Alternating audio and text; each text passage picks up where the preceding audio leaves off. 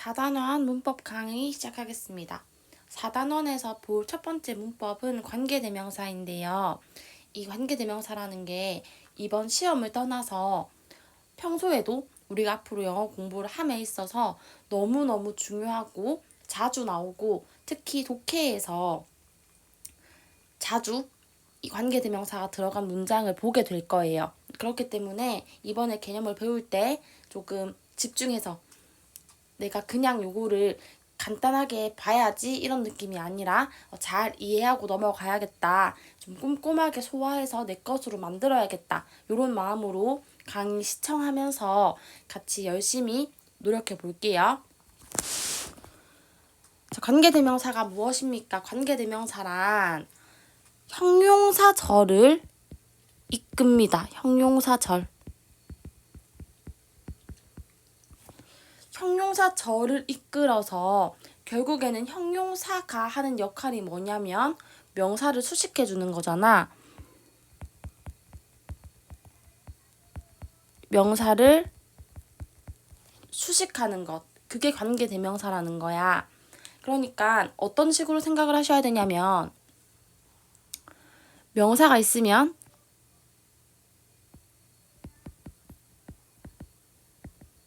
형용사 단어가 명사를 이렇게 수식을 해주죠.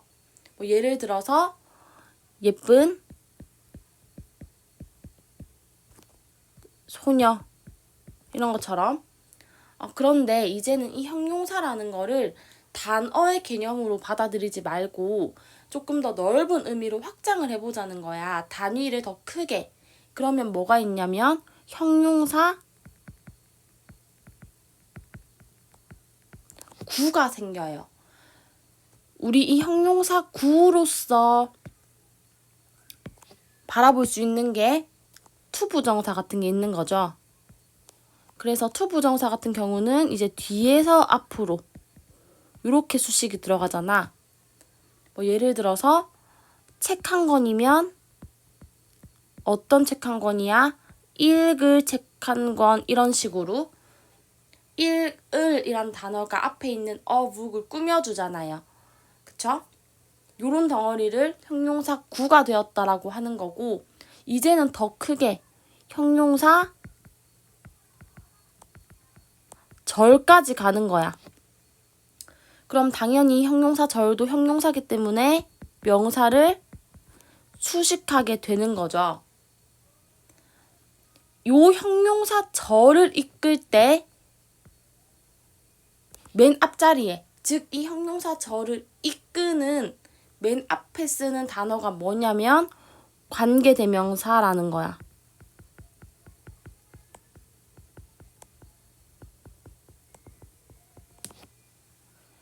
그래서 우리는 크게 보면 형용사에 대해서 공부하고 있다라고 생각하면 되겠죠. 그걸 좁히면 이제 관계대명사라는 것에 대해서 공부하고 있는 것이고 관계대명사가 뭐냐면 형용사절을 이끌어서 명사를 수식하는 말을 관계대명사라고 합니다. 자, 관계대명사에는 크게 세 가지 종류가 있습니다.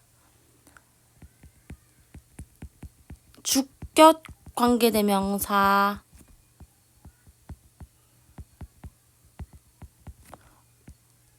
목적격 관계대명사,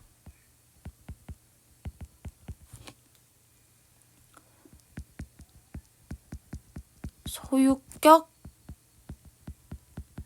관계대명사 이렇게 세 가지가 있고요. 그 중에서 우리가 이번 단원에서 지금 타겟으로 보고 있는 관계대명사는 주격 관계대명사입니다. 그래서 이번 강의는 주격 관계대명사에 포커스를 두고 일단 우리가 공부를 할 거예요. 자, 그럼 3번에서 주격 관계대명사가 쓰인 문장은 어떤 식으로 문표 한해를 하냐. 자, 문표 한해라는 요 말은 선생님이 독해를 할 때 쓰는 말인데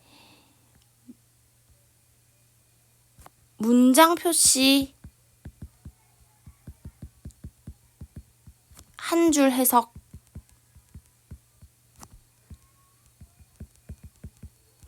줄여서 문표 한 해라고 부르는 거예요. 우리 문장 표시는 알게 모르게 쌤이 계속 너희한테 문장 분석해와, 기호 표시해와, 네모랑 세모까지는 외워와 했던 거 있죠. 그런 거를 문장 표시라고 하는 거고, 한 줄 해석은 그 문장을 기호 표시한 대로 해석하는 걸 이야기합니다. 그래서 우리 주격 관계대명사가 쓰인 문장은 어떤 식으로 표시를 하고 또 해석을 하는지 정리를 해볼게요. 우선 명사가 하나 있어야 돼. 이 명사가 요 형용사 절의 수식을 받는 거야. 이 괄호를 닫을 때 물결까지 포함시켜서 닫아야 돼요. 조금 더 괄호 크게 닫을게요. 확실하게. 이렇게. 요 소괄호 친 요 형용사 절의 덩어리가 앞에 있는 명사를 수식하는 거야. 그때 요 앞에 있는 명사를 문법적으로 선행사라고 부르는 겁니다. 이 선행사가 뭐냐면 수식받는 명사를 선행사라는 이름으로 부르는 거야. 자, 그리고 아까 형용사 절을 이끄는 말이 관계대명사라고 했잖아. 그래서 이 소괄호의 맨 앞자리에 관계대명사가 있는 거죠. 그래서 지금 이 주관대 자리에 우리는 세모를 칠 거예요. 세모로 주관대를 표시해 준다는 거죠. 자, 그런 다음에 이 주관대 뒤에는 항상 동사가 나옵니다. 그래서 그 동사를 찾아서 네모 표시를 합니다. 요 표시가 여러분이 관계대명사에서 찾아야 될 표시인 거야. 그러면 예문으로 한번 공부를 해볼게요. 예문 들어가기 전에 해석 정리 안 했네. 해석 한번 볼게요. 요렇게 표시를 하고 나면 해석은 어떻게 하냐면 형용사화 된 거기 때문에 요 소괄호 자체를 무엇 하는으로 해석해주면 됩니다. 마치 우리 투부정사 형용사적 용법 해석하듯이 소괄호 친 덩어리 자체를 하는으로 넘겨준다. 그럼 우리 예문으로 정리를 다시 해보겠습니다. 자, 내가 이런 예문을 만났어. 그럼 언제나 주어 찾고 동사 찾고를 하는 거야. 아이가 주어야. 노우가 동사야. 나는 안다 그 소녀를 해서 너거리 목적어인 상황이죠. 그런데 뒤를 봤더니 다시 한번 leaves라는 동사가 나왔네. 자, 여기서 너무너무 중요한 규칙이 있습니다. 동사가 두 개면, 즉 네모가 두 개면 세모가 한 개 필요하다라는 규칙이 들어가야 돼. 모든 문장에서 동사는 원래 한 개여야 되거든. 그런데 그 동사가 두 개가 되면 동사와 동사를 연결해주는 연결어가 필요한 거야. 다시, 모든 문장은 원래 동사가 한 개여야 되거든. 그런데 그 문장에 동사가 두 개 이상이 되면 동사랑 동사를 이어주는 연결어가 필요한 거예요. 우리는 그 연결어를 지금 세모 표시하고 있었습니다. 지금까지. 그래서 이제는 이걸 규칙으로 다시 정리를 해주면 네모가 두 개면 세모가 한 개는 있어야 된다는 거야. 방금 본 예문에서 know라는 동사 하나와 lives라는 동사 하나가 나왔기 때문에 총 네모가 두 개가 되었죠? 그럼 우리는 세모 하나가 필요하다는 거야. 그런데 지금 우리가 이 세모를 어디에 치기로 했냐면 주격 관계대명사에 세모를 치기로 했어요. 그리고 주격 관계대명사는 형용사절을 이끄는 맨 첫 번째 시작 자리에 오는 단어였어. 그래서 결론적으로 이 세모 앞에서 이렇게 소괄호, 끝까지 소괄호가 쳐진다는 거죠. 그리고 요렇게 선행사의 밑줄을 치고 수식 화살표를 보내면 되는 겁니다. 이 주격 관계대명사에도 어떤 영어 단어를 결정적으로 써야 되는데 어떤 단어를 쓸지는 뒤에 가서 정리를 더 할 거예요. 그래서 지금은 우리가 주관대 안에 뭐가 있는지 잘은 모르지만 일단은 주관대라는 게 있구나 라고 생각을 하고 그 주관대라는 개념 자체를 세모 표시한다 라고까지만 머릿속에 넣어두고 강의를 따라오면 됩니다. 그래서 이제 요거를 직독직해 해보면 이 직독직해 하는 거를 여러분이 조금 어색해하기 때문에 잘 해석을 이런 식으로 안 하려고 하거든. 근데 이렇게 해석해도 괜찮아요. 이렇게 해석하면 오히려 좋습니다. 어떻게 해석을 하냐면 덩어리를 끊어서 해석을 하는 거죠. 나는 그 소녀를 안다. 그리고 뒤에 붙이는 거야. 어떤 소녀? 뉴욕에서 사는 이렇게. 그래서 완성된 해석이 나는 그 소녀를 안다. 뉴욕에서 사는 이거야. 근데 이렇게 해석을 시키면 되게 어색해. 본인이 뭔가 써놓고도 틀린 것 같지? 좀 문장이 이상하잖아. 근데 너무너무 잘한 해석이에요. 그래서 처음에는 우리 관계대명사가 아직 익숙하지 않은 지금 상황에서는 이렇게 직독직해로 여러분이 해석을 했으면 좋겠고 요게 나중에 익숙해지면 이제 자연스러운 해석으로 바꾸면 되는 거죠. 어떻게 자연스럽게 바꿔? 나는 뉴욕에서 사는 그 소녀를 안다. 이렇게 바꾸는 거지. 그러니까 처음부터 자연스럽게 해석하려고 하지 마세요. 처음부터 자연스럽게 해석하려고 하면 오히려 해석이 더 이상해집니다. 정확한 해석. 언제나 우리는 정확한 해석을 먼저 추구해야 돼. 그 정확한 해석을 하는 방법은 일단 문장을 직독직해 하셔라. 그리고 그 직독직해를 많이 해서 이제는 익숙해지고 저절로 자연스럽게 해석이 되는 날이 와요. 그때까지는 직독직해를 먼저 연습을 해서 이런 식의 패턴에 익숙해지는 게 우선입니다. 아시겠죠? 그 다음 예문은 일단 여러분이 강의 멈추고 혼자서 풀어보시고 그 다음에 강의를 다시 재생해서 쌤이랑 답을 확인해 볼게요. 지금 영상 멈추고 먼저 기호 표시해보시고 직독직해랑 자연스러운 해석까지 정리해보세요. 강의 멈춰.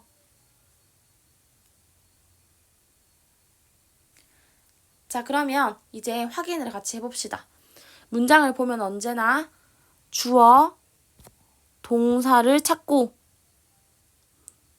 자, 나는이 아니네. 그는 가지고 있다 뭐를 고양이 한 마리를 목적어네. 그런데 그 뒤에 보니까 다시 동사가 나와.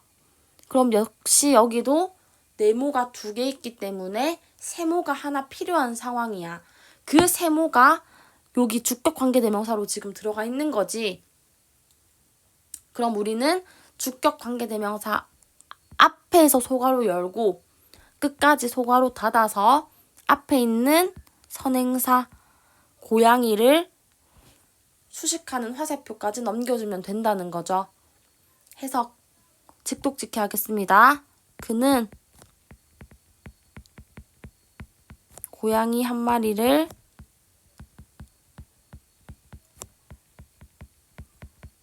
가지고 있다. 그리고 뒤에 관계사절을 붙이는 거야. 관계사절 해석은 뭐뭐 하는 이었죠. 어떤? 매우 귀여운 운 이런 식으로 받침 니은으로 만들어주는 거예요. 형용사 절이니까요. 이렇게 적었다가 이제는 이걸 자연스럽게 바꾸고 싶다. 그러면 자연스럽게 그는 매우 귀여운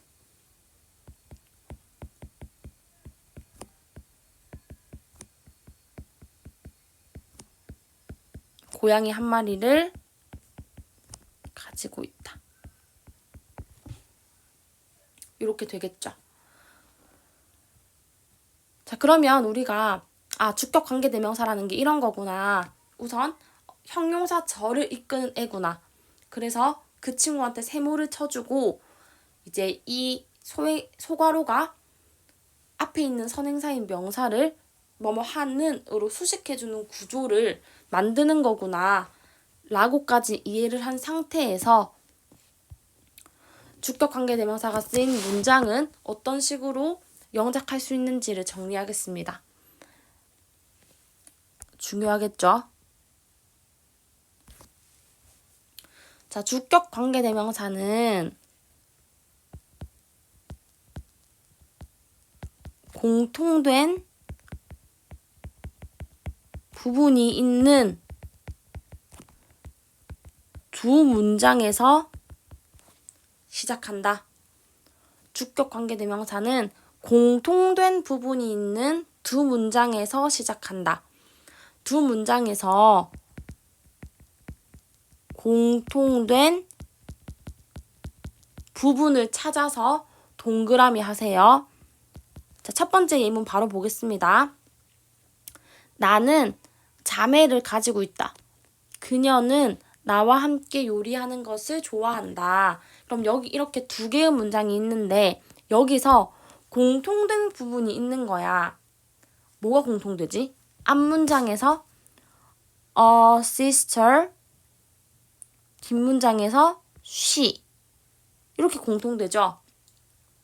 나는 자매를 가지고 있는데 그녀가, 그럼 여기서 그녀는 누구야? 나의 그 sister를 말하는 거잖아. 그녀가 나랑 요리하는 걸 좋아한다. 이렇게 된 문장이죠. 그래서 우리는 공통된 부분을 찾아서 동그라미를 쳤습니다. 두 번째로 할 일. 뒷 문장에서 중복된 부분을 지우고, 그럼 뒷 문장에서 중복된 부분이라는 거는 she를 말하는 거죠. 얘를 지우래. 그리고 남은 덩어리를 첫 번째 문장의 동그라미 뒤로 붙인다. 중요합니다. 자, 그러면 두 번째 문장, 뒷 문장에서 중복된 부분인 she를 지웠어. 그러면 남은 덩어리는 여기가 되잖아. 그쵸? 물결 밑줄 할게요. 물결 밑줄. 여기. 이게 지금 남은 부분이 되잖아. 남은 덩어리. 이 남은 덩어리를 이 첫 번째 문장 동그라미 바로 뒤에 붙여래. 그러니까 sister의 동그라미가 돼 있는 상황이고 우리 she는 삭제했어요. 그쵸? 그럼 이제 남아있는 loves cooking with를 이 첫 번째 동그라미 바로 뒤에 내가 붙인 거야. 여기까지 했어. 그 다음 세 번째, 붙인 부분에 선행사에 알맞은 관계대명사를 넣으래. 즉 세모를 넣어라 이 말이죠. 이제 붙인 부분에. 근데 이때 선택의 기준은 선행사이다. 자, 일단은 내가 붙인 부분이라고 한다면 지금 여기랑 여기 사이를 말하는 거예요. 그쵸? 여기랑 여기 사이에 관계대명사를 넣어라 했으니까 세모를 내가 넣을게. 아까 우리 세모 표시하기로 했으니까요. 그리고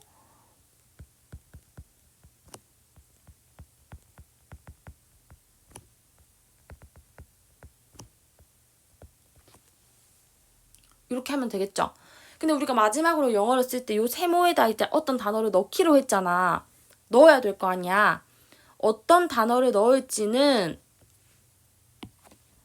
선행사가 기준이 됩니다. 자, 만약에 선행사가 사람이면요. 관계대명사 자리에 후, 사람이 아니라 사물이나 동물이면 위치. 세상에 있는 어떤 종류의 선행사든 아무거나 상관없는 거는 that.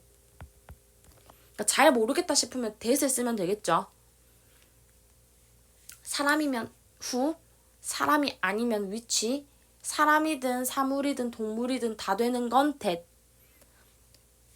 그러면 지금 상황에서는 선행사가 a sister이니까 사람이네. 그러면 관계사 who 또는 that을 세모 자리에 넣는 거죠. 그래서 완성된 문장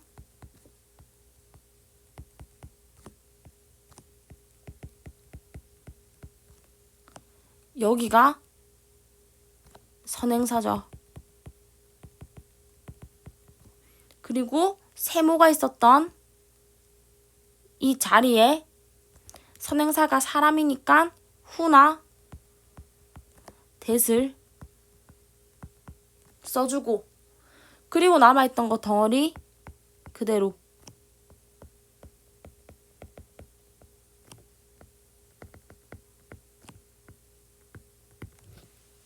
요것이 완성 문장입니다.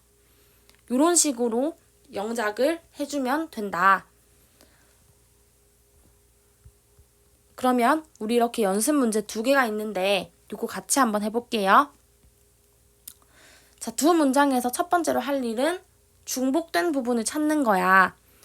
there 비동사로 나왔네. there 비동사 여러 번 했죠. 우리 본문에서도 나왔던 구문이네요. 무엇가 있다. 무엇이 있다. 이런 식으로 해석해주는 거고 이때 there은 뜻이 없다. 그래서 거기에 그곳에 이런 식으로 제발 해석하지 마세요. there은 뜻이 없다. there 비동사는 뒤에 나오는 이 물결 자리에 들어가는 여기 있는 요 명사가 주어가 되는 거야. 그래서 비동사랑 여기 있는 요 명사를 수일치 시켰었죠. 어쨌든 문장을 보면 마케팅 전략들이 있다. 그들은 너의 결정에 영향을 준다. 그럼 여기서 공통된 부분, 중복된 부분 앞 문장 마케팅 전략들, 뒷문장 they 이렇게 찾는 거지. 그쵸? 자, 그리고 뒷문장에서 중복된 부분을 지워라 했거든요. 얘를 지우는 거지. 자, 그리고 남아있는 덩어리를 앞 문장에 동그라미 뒤로 붙여라 그랬거든요. 붙여볼게.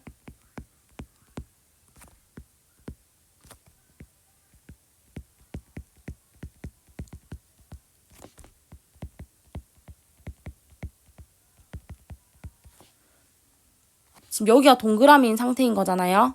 여기가. 그쵸? 그래서 여기 바로 뒤에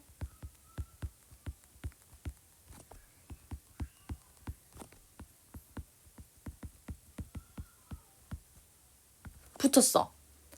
그리고 나서 그 다음에 할 일은 붙인 자리에 이제 적절한 관계사를 넣어라 그랬거든요. 그러면 여기 자리에 적절한 관계사를 넣으라는 거잖아. 근데 그 관계사 누가 결정한다고? 선행사가 결정한다고. 여긴 선행사가 사람이 아니니까 위치 또는 that을 넣어주면 되겠죠. 이렇게 영작하면 됩니다. 그래서 완성된 문장 해석해보면 마케팅 전략이 있다. 너의 결정에 영향을 미치는, 너의 결정에 영향을 주는 이런 식으로 해석이 들어가는 거고 이 마케팅 전략이 선행사.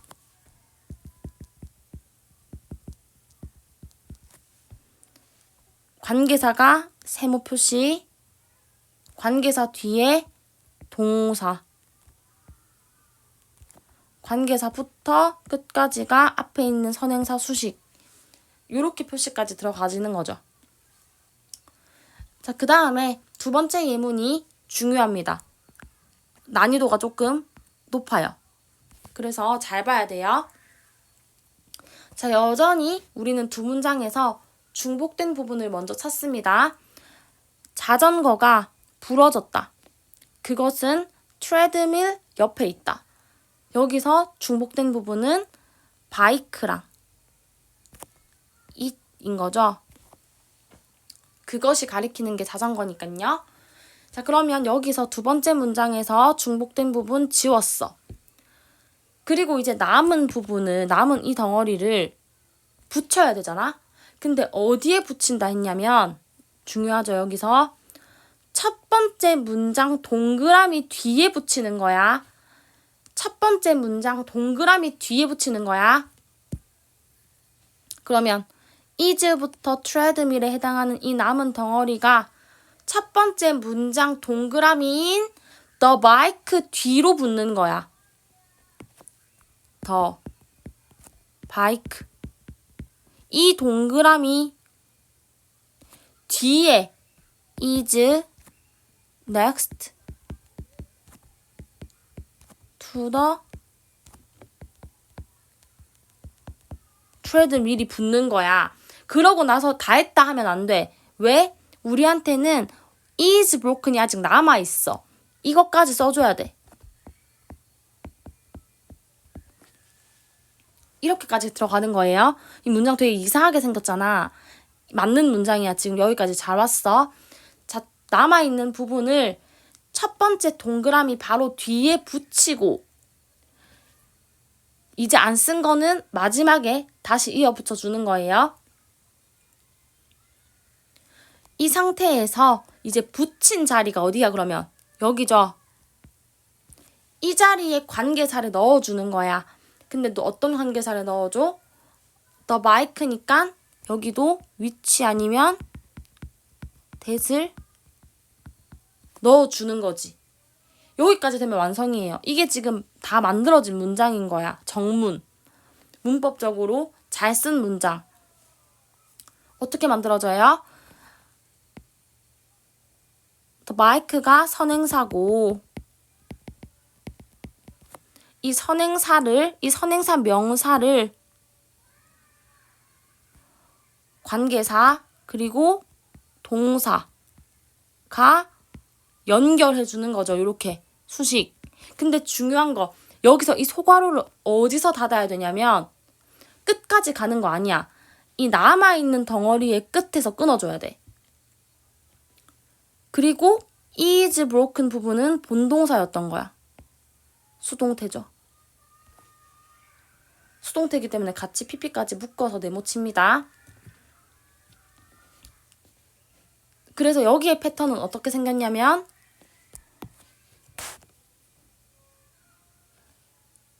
주어가 있고 이 주어를 관계사 절이 수식해주고 그러고 나서 문장의 본동사가 요렇게 들어가 있는 상황인 거지. 얘가 문장의 주어 그리고 주어랑 동사 사이가 멀어. 왜? 이 주어를 수식해주는 관계사절이 중간에 들어갔어. 그래서 표면적으로 보기에는 주어랑 동사의 간격이 멀다. 이런 느낌으로 이 문장을 보시면 됩니다. 좀 어렵기 때문에 반복적으로 문제를 풀고 문장을 보면서 이런 문장 패턴에 익숙해지면 됩니다. 자, 그러면 주격 관계대명사 파트에서 문법 포인트를 정리해 보겠습니다. 첫 번째, 관계대명사 who, which, that. 이 중에 뭘 쓸지는 누가 결정해? 선행사. 선행사가 결정한다. 자, 그리고 주격 관계대명사 바로 뒤에는 우리 아까 문장 표시했던 거 다시 떠올려 보세요. 이 세모 친 것 바로 뒤에는 언제나 동사가 있습니다. 이거는 지금 우리가 공부하고 있는 게 주격 관계대명사라서 그런 거예요. 주격 관계대명사는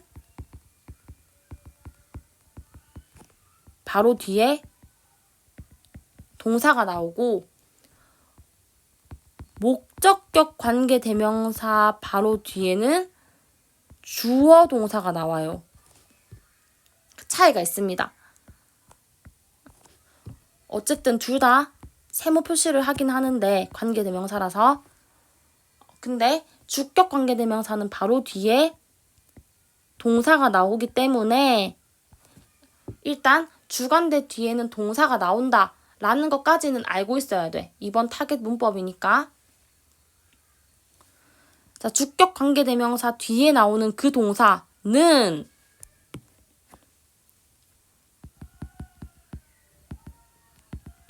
선행사와 수일치한다.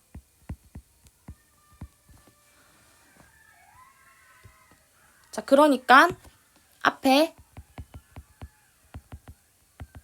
선행사 명사가 있죠. 그리고 주격 관계대명사가 있죠. 그리고 바로 뒤에 동사가 있죠. 우리 그럼 이거 어떻게 했어? 요렇게 묶어서 이렇게 하기로 했잖아. 자, 여기서 이 동사 자리 말이야. 이 동사는 여기 있는 이 선행사랑 수일치를 해야 된다 이 말입니다. 수일치라는 건 단수 복수 정하는 거 말하는 거죠. 그 단수 복수 형태 정할 때 앞에 있는 선행사랑 맞춰서 들어가야 된다 이 말이에요. 자, 문제 풀어볼게요. 문제 풀어볼 때 제발 그냥 답만 선택하면 안 되고, 그렇게 선택하면 함정에 잘 빠지고 영작할 때 정확도가 떨어집니다. 기계적으로, 자동적으로 표시하면서 들어가야 돼. 자, 나는 친구 한 명을 가지고 있어. 관계사의 세모치죠. 그리고 관계사가 시작되는 부분부터 소괄호, 끝까지 괄호 묶어서 친구를 수식해주는 거지. 세모 뒤에 지금 네모 자리 있잖아. 원래 주관대 뒤에는 바로 동사 나오니까. 세모 뒤에 네모 자리인데 is를 쓸지 어를 쓸지 골라라 이거야. 누구를 보고 고른다고? 앞에 선행사 보고 고른다고. 선행사가 단수잖아. 그러니까 is. 이렇게 푼다는 거죠. 자, 밑에 거. There are two boys. 2명의 남자애들이 있다. 자, there 비동사 구문에서 주어는 there이 아니고 two boys가 주어라고 했었죠. 2명의 소년들이 있다. 세모고 지금 또 네모 자리고 이렇게 들어가는 거죠. 그런데 two boys가 복수니까, 선행사가 복수니까 뒤에는 are running 이 동사 이렇게 들어가는 거죠. 동사 시제가 비동사의 VING 해서 현재 진행형입니다. 공원에서 달리고 있는 2명의 소년들이 있다. 이렇게 해서 완성하면 되겠죠. 어쨌든 중요한 거는 선행사랑 수일치시킨다는 게 중요하다. 자, 주격 관계 대명사는 혼자 생략이 불가능합니다. 주격 관계 대명사 혼자서는 생략할 수가 없어. 그런데 주관대 플러스 비동사가 같이 나오면 주관대 플러스 비동사는 함께 생략할 수 있습니다. 우리 위에서 봤던 예문 한 번 더 볼게요. 어리 동사고 to voice가 주어인 상태에서 이 선행사를 꾸며주는 관계사절이 뒤에 붙었어. 자, 그런데 이거 주격 관계대명사잖아. 왜냐면 바로 뒤에 동사가 이렇게 나왔으니까. 이거 주관대예요. 이 주관대를 혼자 생략시킨 거. 후만 달랑 빼고 그냥 i라는 동사 하나, 뒤에도 running이라는 동사 하나, 이렇게 동사를 한 문장에 2개를 쓴 상황인 거야. 세모가 없이. 세모가 지금 없어졌죠? 생략됐지? 요런 경우는 비문이라는 거지. 항상 네모를 연결할 세모가 필요해요. 네모를 연결할 세모가 항상 있어야 되는데 지금 주관대만 달랑 혼자 생략을 해버리니까 세모가 없잖아. 비문인 거야. 자, 그런데 내가 이거를 주관대 플러스 비동사가 보여. 그래서 주관대 플러스 비동사를 같이 생략한 거야. 후랑 어를 같이 생략하면 어떤 일이 벌어지냐면 running in the park만 남아요. 이건 뭐야? 현재 분사 구가 된 거야. 더 이상 네모가 2개가 아닙니다. 네모는 본 동사 얼밖에 없고 2명의 소년들이 있다 뒤에서 요런 형태는 우리가 뭐라고 하냐면 현재 분사구. 얘도 마찬가지로 해석은 무엇 하는 이야. 그래서 그냥 공원에서 달리는 2명의 소년들 이렇게 해석이 된다는 거지. 이거는 정문이다 이렇게 판단이 되는 거야.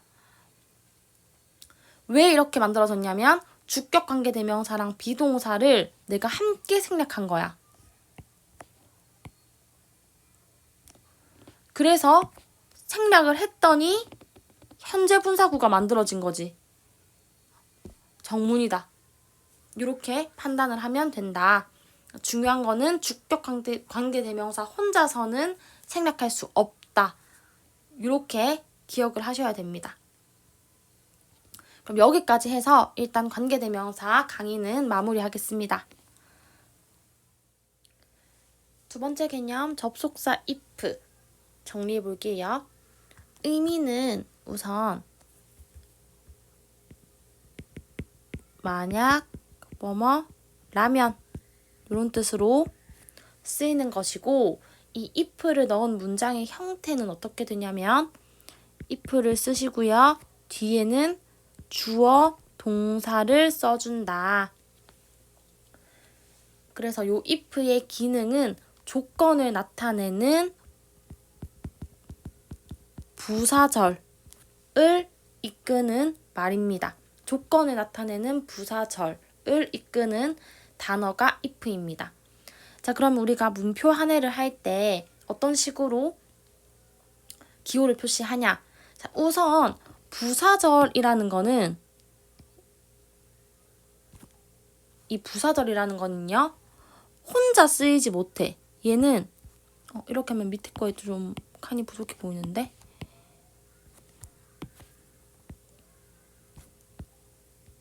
이 부사절이라는 거는 혼자 쓰일 수 없고요.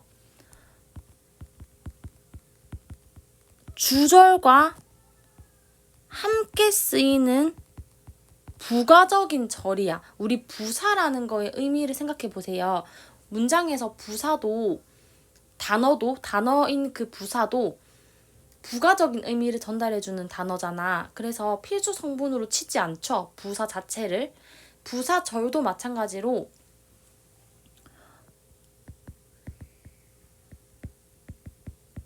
그냥 부사 단어에서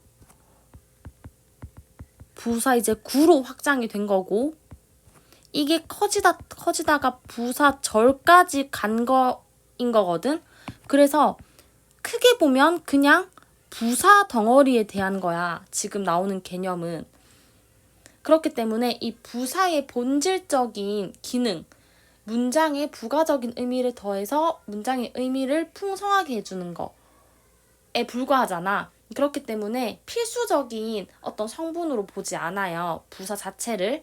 그래서 단독으로 혼자서 쓰일 수는 없고 메인 절, 주절은 따로 있다. 그 주절 근처에서 주절의 의미를 조금 더 받쳐주는 그런 역할을 해주는 게 부사절이다라고 생각을 하면 됩니다. 그렇기 때문에 주절이 언제나 존재해. 그 주절이 주어, 동사 이렇게 나오는 거야. 그러고 나서 이제 부사절이 나올 타이밍에는 if, 주어, 동사의 형태로 가는데 여기서 또 if절 안에 동사의 네모를 하게 되면 한 문장에 네모가 2개가 생기는 현상이 일어나잖아요. 그러니까 우리 공식대로 세모는 하나 있어야 돼. 그 세모를 이번에는 if에다가 치면 되겠죠. 그리고 부사절이기 때문에 뾰족한 괄호로 표시해 줍니다. 앞부분이 주절이고요. 뒷부분이 부사절입니다. 자, 이렇게 주절, 부사절의 어순으로 써도 되고 아니면 밑에처럼 주어, 동사를 뒤로 보내고 문장의 시작을 부사절로 해도 괜찮아요. 그래도 마찬가지로 표시는 똑같이 동사가 지금 한 문장에 2개 있기 때문에 if의 세모, 부사절 표시, 뾰족 괄호까지 쳐주는 거 동일합니다. 여기는 부사절이 먼저 나오고 주절이 나중에 나오는 그런 어순으로 작성을 했죠. 위에 걸로 써도 되고 밑에 걸로 써도 되고 의미적으로 똑같은데 주의사항이 있어. 부사절을 먼저 보낸 경우에는 항상 주절이 시작되기 전에 이 콤마를 쳐줘야 돼. 그래서 부사절이 먼저 나오면 항상 끝에는 콤마까지 찍어주고 주절로 넘어간다는 게 주의사항입니다. 이 콤마가 없으면 서술형에서 감점이 당하거나 오답 처리될 수도 있기 때문에 콤마까지 찍어주는 거 꼭 명심하고 영작을 해야 됩니다. 자, 그래서 이제 예시로 만약 너의 도움이 필요하면 너에게 즉시 전화할게 라는 요 문장을 2가지 버전으로 영작해 볼 거예요. 자, 만약 너의 도움이 필요하면 부분에 if를 걸어야 되니까 내가 너의 도움이 필요하다라는 이 첫 번째 문장 자리가 부사절 부분이 되는 거고요. 뒷부분이 주절 파트가 되는 거겠죠. 그러면 첫 번째 버전은 주절 먼저 쓰고 부사절 붙여볼게요. 자, 주절 먼저 쓰고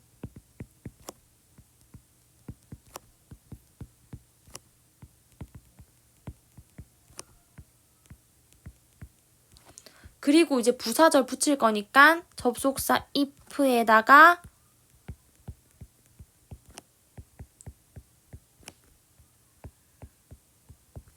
이렇게 넣어주면 되고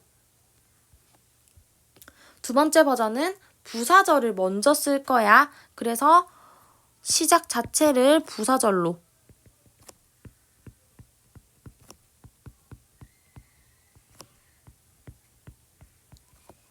그리고 부사절이 먼저 들어가면 콤마 찍어야 돼. 남아있는 주절.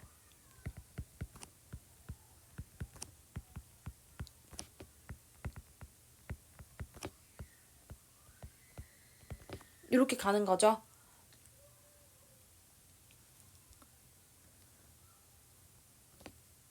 간혹 가다가 좀 너희들이 헷갈려하는 지점이 뭐냐면 이 세모 있잖아요.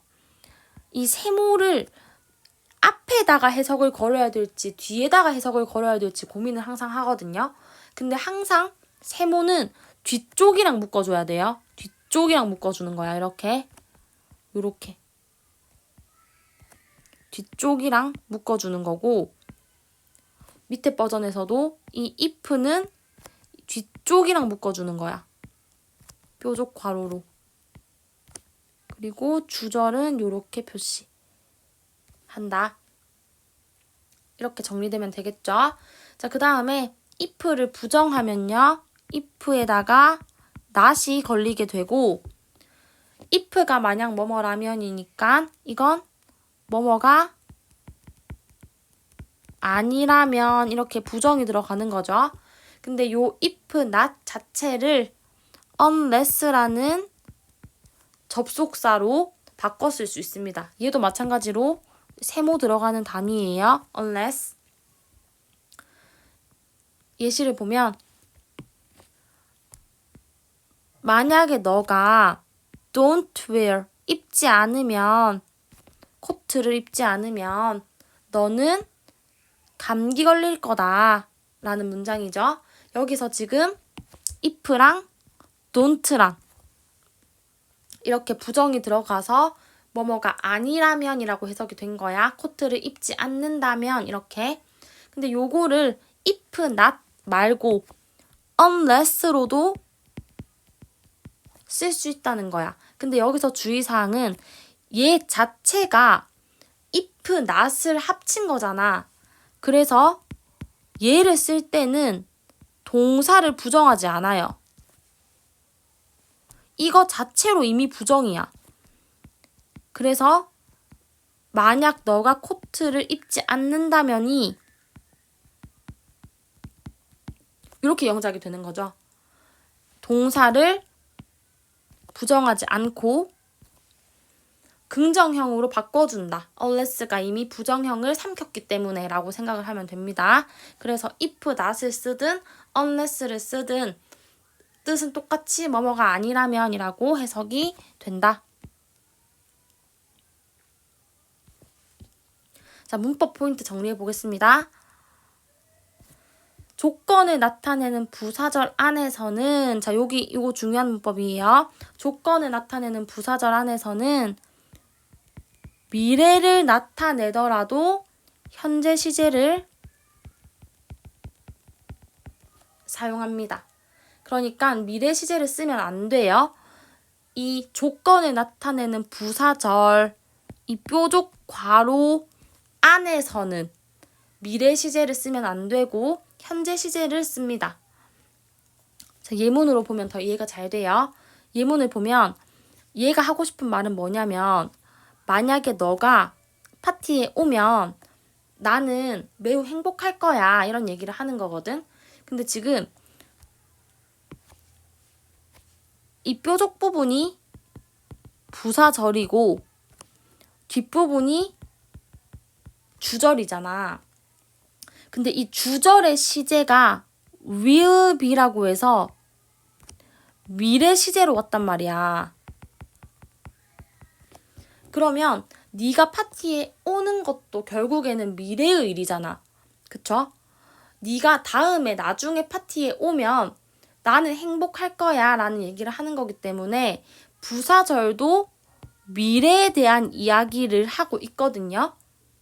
그런데 여기를 will come으로 넣으면 틀렸다는 거야. 왜? 규칙 때문에. 어떤 규칙? 부사절은 미래를 현재 시제로 나타낸다라는 규칙이 있으니까 will come이라고 곧대로 미래를 넣으면 안 되고 그냥 come이라고 해야 맞게 된다는 거죠. 요런 규칙이 부사절 내에 있습니다. 그래서 조건을 나타내는 부사절, if절 안에서는 이 뾰족괄호 안에서는 미래 시제를 쓰지 않는다. 미래를 나타낼 때는 현재 시제로 쓴다. 라고 규칙을 알고 있으면 되는 거고요. 두 번째 규칙, if라는 접속사는 사실 부사절 말고 명사절을 이끌 때도 있거든. 그래서 본질적으로 이게 부사절인지 명사절인지 구분하는 힘이 있어야 돼. 그냥 if가 보인다고 해서 무작정 우리가 지금까지 배웠던 이런 것들만 생각할 게 아니라 if 자체가 부사절이 아니라 명사절도 이끌 수 있기 때문에 멀리 보고 해석을 해야 된다는 거죠.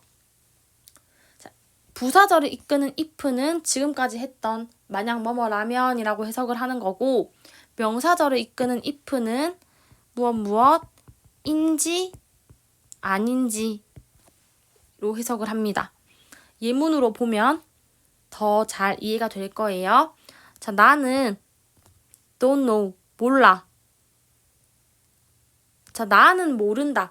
나는 주어 모른다 동사까지 온 상태에서 know라는 동사는 뒤에 목적어가 나와줘야지. 내가 뭘 모르는지, 그 무엇을 해당하는 대상이 나와야 되잖아.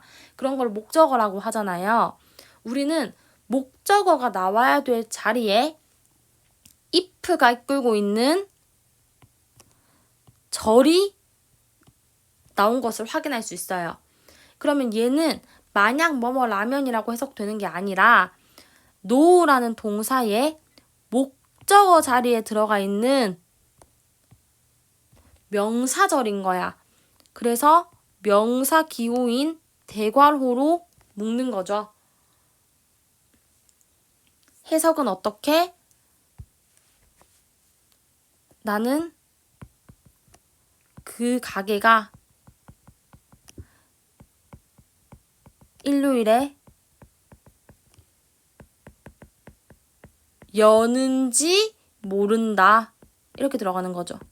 일요일에 문을 여는지 모른다. 나는 그 가게가 일요일에 문을 여는지, 이 부분이 지금 목적어로 들어가 있는 상황. 그래서 이때 if는 부사절이 아니라 명사절을 이끌고 있는 if라서 본질적으로 우리가 공부했던 것과는 다르다라고 생각을 해야 돼요. 해석적으로 접근을 하면 쉽게 구분할 수 있을 겁니다. 그래서 지금 1번 문장 다시 읽어보면 조건을 나타내는 부사절 안에서 지금 이런 일이 일어나는 거죠. 미래 못 쓰는 거. 그럼 2번은 애초에 명사절이기 때문에 1번의 규칙이 2번에는 적용이 안 되죠. 애초에 부사절이 아닌데 이 안에 미래를 쓰든 말든 무슨 상관이야. 그쵸? 그러니까 이렇게 명사절을 이끄는 인지 아닌지로 해석되는 if는 1번의 규칙을 적용하지 않는다. 우리는 조건을 나타내는 그 부사절 안에서 만약 뭐뭐라면이라고 해석되는 그 부분 안에서 미래 시제를 안 쓰는 것에 초점을 맞춰서 문장을 봐야 된다 라고 정리를 해두고 문법 문제를 풀다가 요 문제가 나오면 다시 한번 개념을 복기시켜보면 좋겠습니다. 여기까지 해서 사과문법 강의 마칠게요.